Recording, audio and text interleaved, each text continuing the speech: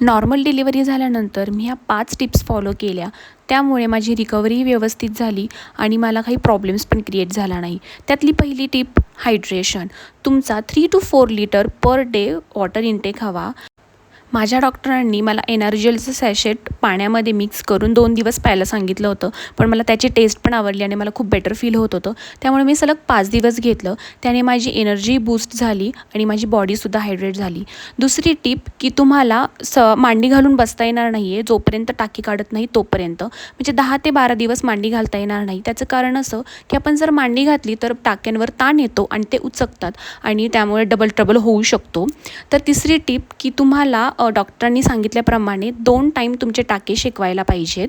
ही step बिलकुल पण skip करू नका. त्यानंतर चौथी टिप अशी की तुम्ही रेस्ट घ्यायला पाहिजे. रेस्ट इज द मेन की टू रिकव्हरी. त्यामुळे फक्त फिडिंगसाठी तुम्ही बसू शकता, बाकी इतर वेळी पूर्ण रेस्ट करा. 5वी टिप की तुम्ही एकदम स्ट्रेस फ्री राहा, हॅप्पी राहा. त्यामुळे सुद्धा तुमची लवकर रिकव्हरी होऊ शकते. So take care. बाय.